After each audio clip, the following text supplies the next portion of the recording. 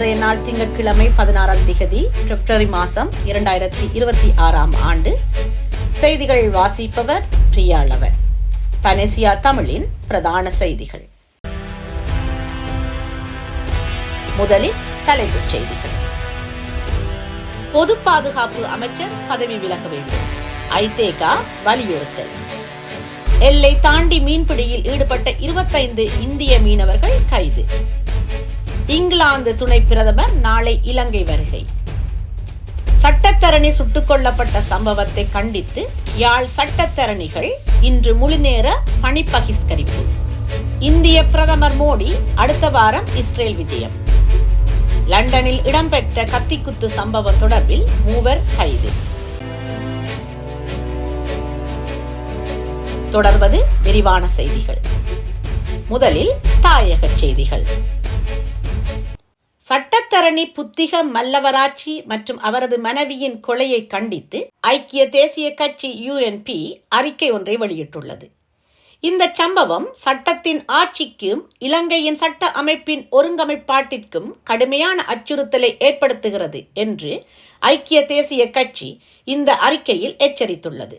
அத்துடன் உடனடி நடவடிக்கைக்கு அழைப்பு விடுத்த ஐக்கிய தேசிய கட்சி பொது பாதுகாப்பு மற்றும் நாடாளுமன்ற விவகார அமைச்சர் பதவி விலக வேண்டும், இலங்கை சட்டத்தரணிகள் சங்கத்துடன் கலந்தாலோசித்து பொருத்தமான புலனாய்வு குழுவை நியமிக்க வேண்டும், சட்டத்தரணி தொழில் பாதுகாப்பிற்கான ஐரோப்பிய ஒன்றிய மாநாட்டில் கோடிட்டு காட்டப்பட்டுள்ள பாதுகாப்புகளை செயல்படுத்த நிர்வாக அல்லது சட்டமன்ற நடவடிக்கைகளை எடுக்க வேண்டும் என்று வலியுறுத்தியது. மேலும் இலங்கையில் சட்டத்தரணிகளுக்கு போதுமான பாதுகாப்பை உறுதி செய்வதற்கான முயற்சிகளை ஆதரிப்பதாக ஐக்கிய தேசிய கட்சி தெரிவித்துள்ளது. கிரிஷ் ஒப்பந்தம் தொடர்பாக நாடாளுமன்ற உறுப்பினர் நாமல் ராஜபக்ஷவுக்கு எதிராக தொடரப்பட்ட வழக்கை எதிர்வரும் 19ஆம் திகதி வரை ஒத்திவைக்க கொழும்பு உயர் நீதிமன்றம் உத்தரவிட்டுள்ளது. சட்டத்தரணியொருவர் மற்றும் அவரது மனைவி கொல்லப்பட்டதற்கு நீதி கோரி இன்று 16ஆம் திகதி நீதிமன்ற கடமைகளில் இருந்து விலகுவதற்கு சட்டத்தரணிகள் முடிவு செய்துள்ளமையே இதற்கு காரணம் என தெரிவிக்கப்படுகிறது. அதன்படி வழக்கை 19ஆம் திகதி வரை ஒத்திவைக்க கொழும்பு உயர் நீதிமன்றம் உத்தரவிட்டது. நாட்டில் ரக்பிஷை ஊக்குவிப்பதற்காக என்று கூறி இந்திய கிரிஷ் நிறுவனத்திடமிருந்து 70 மில்லியன் ரூபாயை பெற்றுக்கொண்டு அதனை தவறாக பயன்படுத்தியதாக நாடாளுமன்ற உறுப்பினர் நாமல் ராஜபக்ஷவுக்கு எதிராக சட்டமா அதிபர் வழக்கு தாக்கல் செய்துள்ளமை குறிப்பிடத்தக்கது. எல்லை தாண்டி மீன்பிடியில் ஈடுபட்ட 25 இந்திய மீனவர்கள் 2 படகுகளுடன் இலங்கை கடற்படையினால் கைது செய்யப்பட்டுள்ளனர். காங்கேசன்துறை கடற்பரப்பில் வைத்து நேற்று 15ஆம் திகதியும் இன்றும் 16ஆம் திகதியும் இந்த கைதுகள் இடம்பெற்றுள்ளதாக கடற்படை ஊடக பேச்சாளர் கமாண்டர் புத்திக சம்பத் தெரிவித்தார். கைதான 25 பேரும் காங்கேசன்துறை கடற்படை முகாமிற்கு அழைத்துச் செல்லப்பட்டனர்.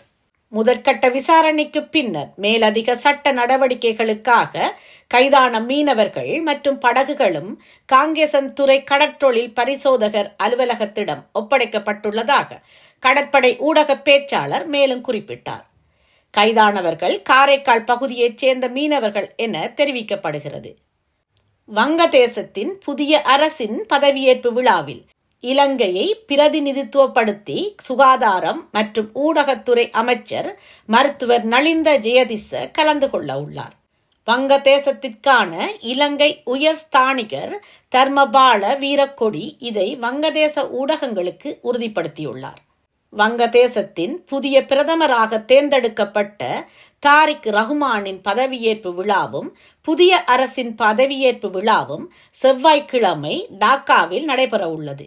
இந்தியாவை பிரதிநிதித்துவப்படுத்தி மக்களவை சபாநாயகர் ஓம் பிர்லா, வெளியுறவு செயலாளர் விக்ரம் மிஸ்ரி மற்றும் பிராந்திய நாடுகளின் பிரதிநிதிகள் உள்ளிட்ட இந்திய குழு இந்த நிகழ்வில் கலந்து கொள்ள உள்ளதாக கூறப்படுகிறது.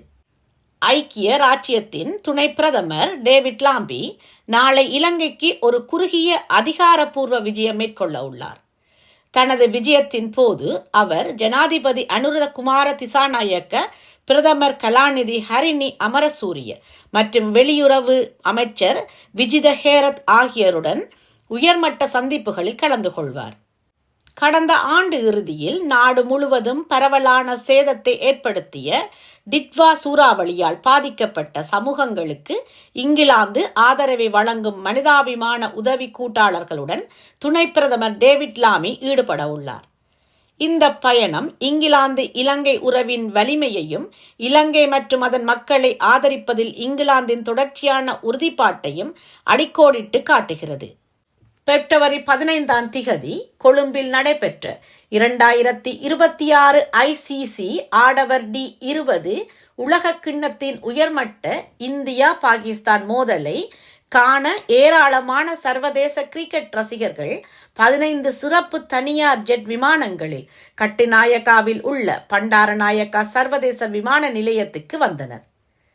2 கிரிக்கெட் ஜாம்பவான்களுக்கு இடையிலான மிக எதிர்பார்க்கப்பட்ட மோதலின் உலகளாவிய ஈர்ப்பை எடுத்துக்காட்டும் வகையில் பல நாடுகளைச் சேர்ந்த உற்சாகமான ரசிகர்கள் சிறப்பு விமானங்களில் பயணித்ததாக விமான நிலைய அதிகாரிகள் தெரிவித்தனர்.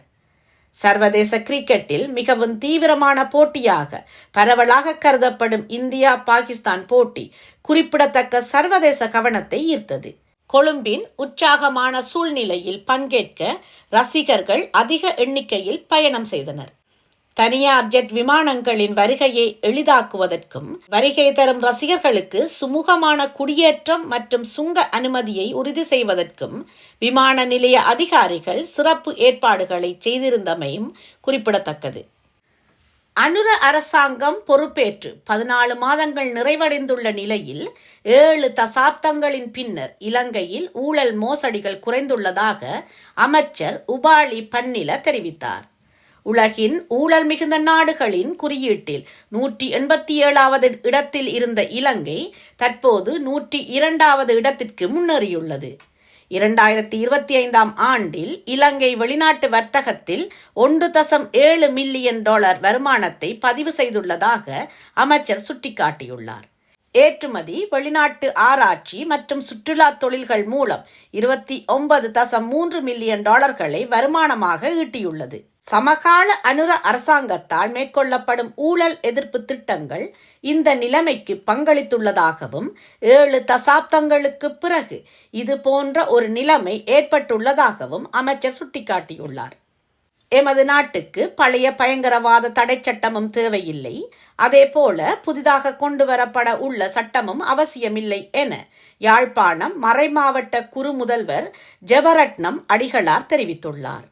தற்போது நடைமுறையில் உள்ள மற்றும் எதிர்காலத்தில் கொண்டு வர முயற்சிக்கின்ற பயங்கரவாதம் தொடர்பான சட்டமூலத்திற்கு எதிரான கையொப்ப போராட்டத்தில் இன்றைய தினம் கலந்து கொண்ட பின்னர் ஊடகங்களுக்கு கருத்து தெரிவிக்கையில் அவர் இதனை குறிப்பிட்டுள்ளார். புதிய சட்டத்தின் மூலமாகவும் தமிழ் மக்களுக்கு பிரதானமான பாதிப்புகள் ஏற்படும். இதன் மூலம் அவர்களுடைய வாழ்க்கையானது தொடர்ச்சியாக பயத்தின் மத்தியிலேயே தொடரக்கூடிய வாய்ப்பு உள்ளது. எமது இந்த கோரிக்கையை அரசாங்கமானது ஏற்று தமிழ் மக்களுடைய அபிலாஷைகளை பூர்த்தி செய்து தமிழ் மக்கள் சுதந்திரமாக வாழக்கூடிய நிலையை இந்த நாட்டில் ஏற்படுத்த வேண்டும் என்றார். சட்டத்தரணி மல்வாராச்சி மற்றும் அவரது மனைவி சுட்டுக் கொல்லப்பட்ட சம்பவத்தை கண்டித்து யாழ் மாவட்ட சட்டத்தரணிகள் இன்று முழுநேர பணி பகிஷ்கரிப்பை முன்னெடுத்துள்ளனர்.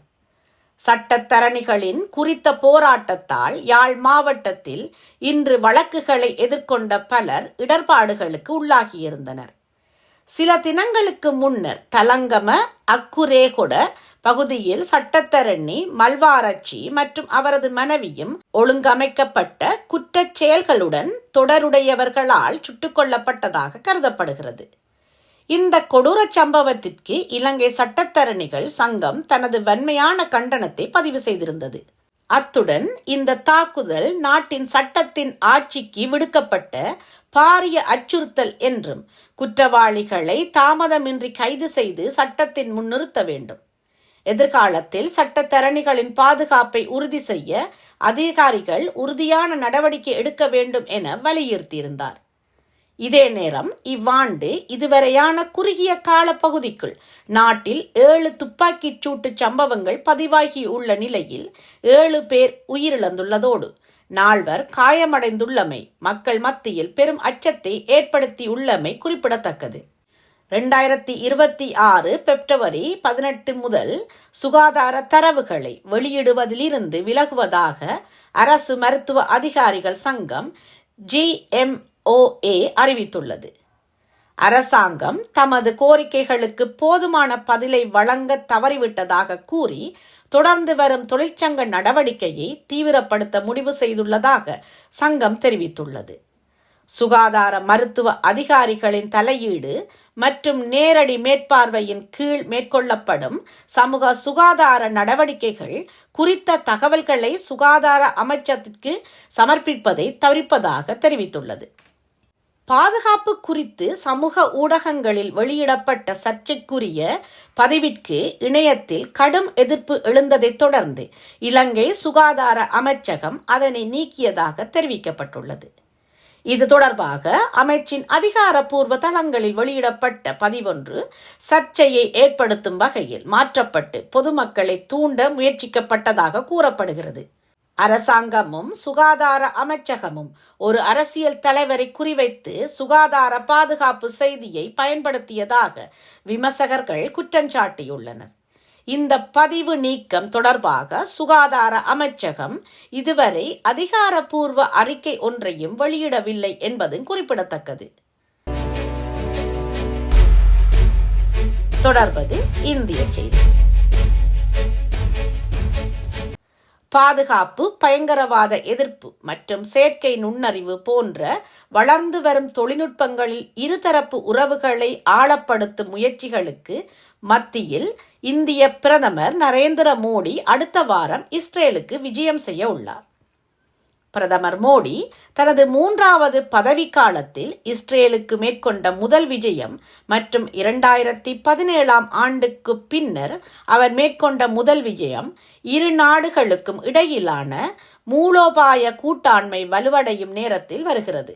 விஜயம் தொடர்பான புதுடெல்லியின் அதிகாரப்பூர்வ உறுதிப்படுத்தல் நிலுவையில் உள்ளது. ஆனால் இஸ்ரேல் பிரதமர் பெஞ்சமின் நெதன்யாகுவின் அழைப்பை தொடர்ந்து பிப்ரவரி 24, 25 திகதிகளில் இந்த விஜயம் அமையும் என எதிர்பார்க்கப்படுகின்றன.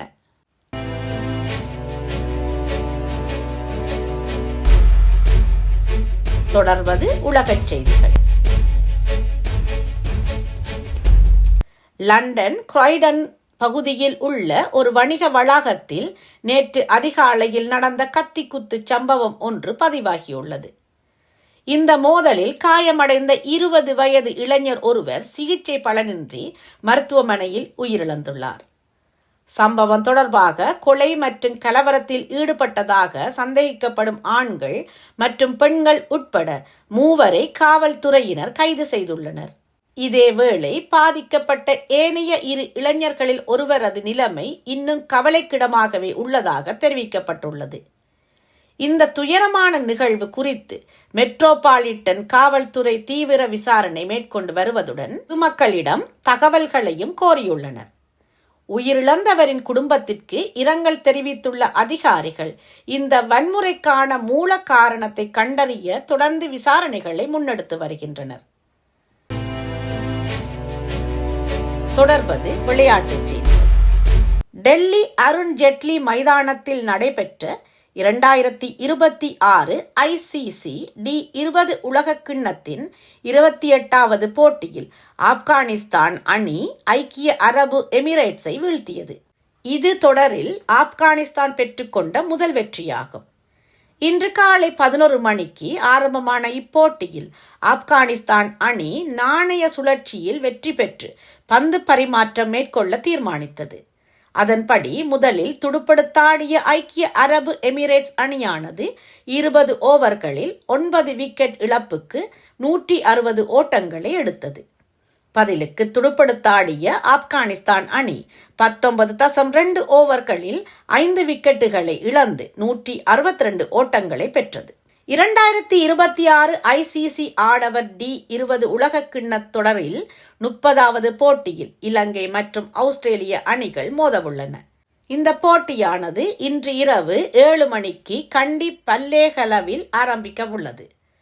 தொடரில் இலங்கை அணி தொடர்ந்து கொண்டு வெற்றிகளை பெற்று சிறந்த ஃபார்மில் உள்ளது. இலங்கையுடனான இன்றைய போட்டியானது அவர்களுக்கு மிகவும் முக்கியமானது. தொடரை இணைந்து நடத்தும் இலங்கை அணியானது இந்த ஆட்டத்தில் ஆஸ்திரேலியாவை வீழ்த்தி சூப்பர் 8 இடத்தை பெறுவதை நோக்கமாக கொண்டுள்ளது. இதே நேரத்தில் ஆஸ்திரேலியா தனது பயணத்தை உயிர்ப்புடன் வைத்திருக்க இன்றைய போட்டியில் கடுமையாக போராடும்.